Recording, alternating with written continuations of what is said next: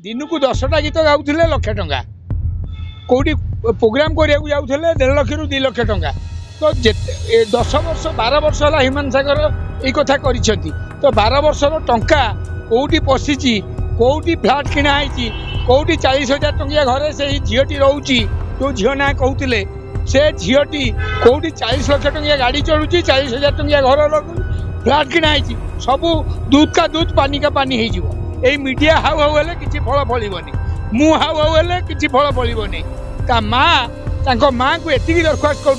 गोटे केस दायर कले सब पानी का पानी दूध का दूध हो ह्यूमान सागर सहित मुझे जड़ित नुहे किंतु मत सार डाके भल सम्मान दिए ह्यूमान सागर गोटे आसेट थिले ओडिशार अबिका जो परिस्थिति होती गोटे माँ रो पुओटे चली जाइए माँ 10 मास 10 दिन गर्भ रखी जन्म करें ये कहचे हिंदू मुस्लिम सिख ईसाई किंतु समस्ते होती आम मानव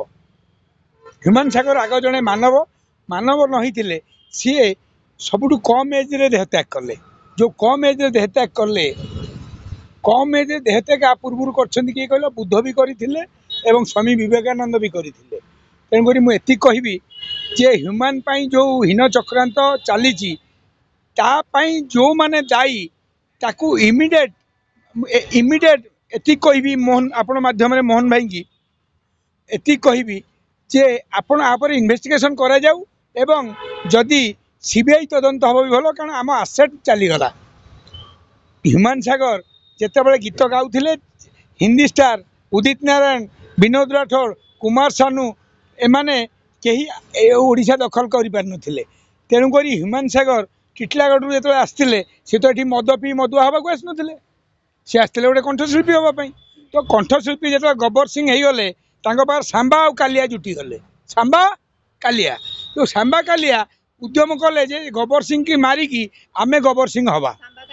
मुझे ना फा कहबी ओडिशा बुझीब मिठू मिथुन जोटा कहे से लोक बुझे तो सही सांबा कालिया काली मुझे खोजुली राति अधे कहीं जिते माँ पुओ मरी जाइए जिते जिते माँ पुओ थिला से पुओर सांबा कालिया तमें तमें से माँ को माँ बोली कही प्रणाम करुल जिते सांगे सांगे बहुर पी एंडुओ पुओटा मरीगला तो माँ को आप डैश डैश डैश व्यवहार करेंगे तो तुमर भौणी होता तुमर माँ होता एमती कही था तार जदि आउ गए भाई भल भाई था कि बापा था एमती कही था तार कहीं ना कि जार कहीं ना तार भगवान को दयारू मिट्टू मिथुन मु अच्छी शनि महासेना अच्छी काली प्रबल खोजा अलग लेवल आती कहबी सरकार को आपण आपर इन्वेस्टिगेशन करूँ एवं टंका नेण देण दिन को 10टा गीत गाउले लक्षे टंका कौटी प्रोग्राम करने जाऊे 1.5 लाख रू 2 लाख टंका तो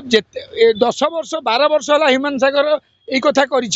तो 12 वर्षर टंका कौटी पशिची कौटी फ्लाट किणाई कौटी 40,000 टंकिया घरे से झीटी रोची जो झील ना कहते से झीटी कौटी 40 लाख टंकिया गाड़ी चलुची 40,000 टंकिया घर फ्लाट किणाई सब दूध का दूध पानी का पानी हो मीडिया हाउ हाउ हेले किसी फल फलबनी मु हाउ हाउ हेले किसी फल फलबनी माँ को एति दरखास्त कर गोटे केस दायर कले सब पानी का पानी दूध का दूध हो ठीक कथा आम कहीपरानी माँ निजे कहते तो माँ कहीदे हेन मीडिया मीडियाटा नुह सरकार मीडियाटा सचेतन कर चतुर्थ स्तंभ सब स्तंभ जमी अच्छे आग हाँ 4टा ये गोटे स्तंभ तेणुक माँ जदि जो सठिक भाव में थाना जा गोटे केस दब पुलिस तरफ तो केस दायर करूना आम देखिले 4 दिन है तेणुक मुझे डीजी की गणेबी आपड़ ए केसटा को हैंडल करूँ गोटे आदिवासी जो कहूच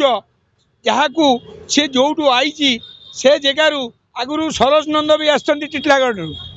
आसिक ओडिशा रे विख्यात ना करते म्यूजिक डायरेक्टर से ही माटी पंकज जाल भाई आसिकी आज भी रेकर्ड कर